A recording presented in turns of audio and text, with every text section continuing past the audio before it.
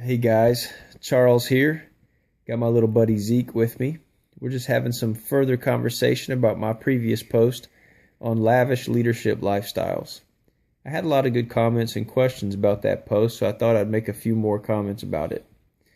To clarify and give some tempering thoughts, we're not saying that it's wrong to have money or for people who serve God to have money or to use money for good things.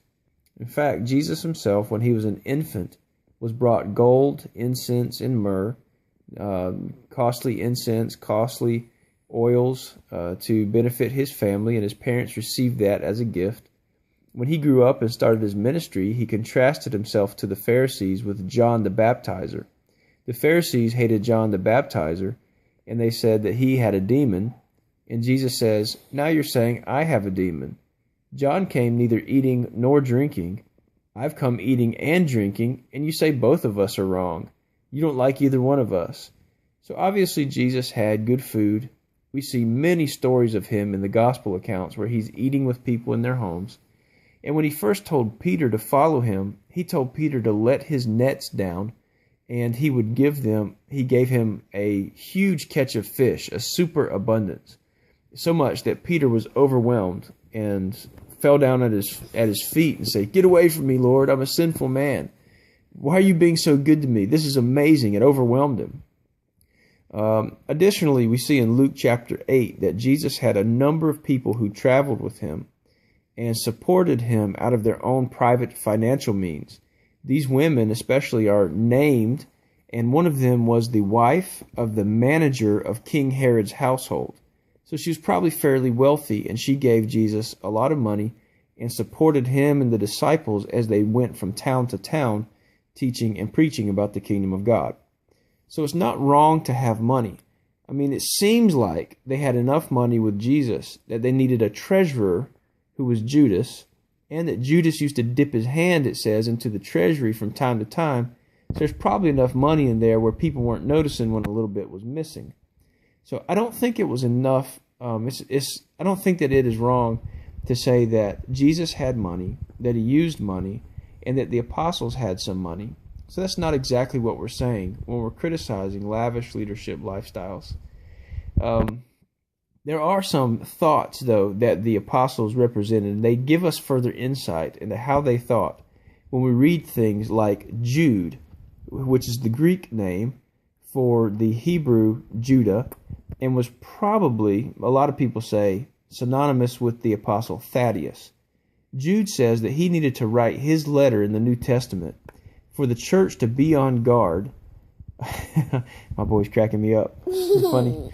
For the church to be on guard against certain men who would creep in among them, who have rushed for profit into Balaam's error. Balaam was a prophet who ended up selling his prophetic gift to make money by a wicked king who wanted to curse Israel. And Jude says that they are shepherds. These kind of people are shepherds who only feed themselves.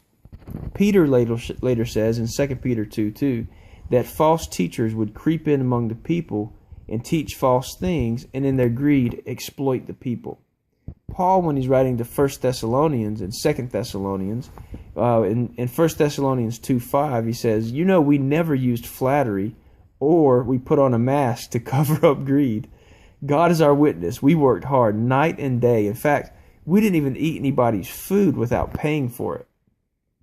When you get down into Acts 20, when Paul was leaving the Ephesian elders and telling them bye, he says, "I want you to remember that I never coveted anyone's gold or silver or clothing, but I worked hard with my own hands." When he writes his final letter, or rather his letter to 1 Timothy, the first letter to Timothy, he says that people who want to get rich fall into all kinds of temptations, and they pierce themselves with many griefs. But he warned Timothy to run away from this. But then he says, tell the people who are rich to just be generous and share and store up treasures for themselves and life that is really life, and to give and to look forward to something beyond material wealth. So I don't think that Paul thought that it was wrong to have money, but rather it's wrong to exploit people to get money. It's wrong to use the message of Jesus as a means of financial gain to try to benefit yourself. And Paul, in fact, in 1 Corinthians said, I'd rather die than have anybody rob me of my boast, that I preach the gospel to you for free. It was his mindset that he wanted to be an encouragement and a source of hope and salvation and serve the Lord, not serve himself. So I hope these things clarify a little bit for you as you continue to sort through your own thoughts about how you use your finances and how you serve God in the earth. God bless you as you think about these things. I hope we can serve the Lord together with joy and peace in our hearts.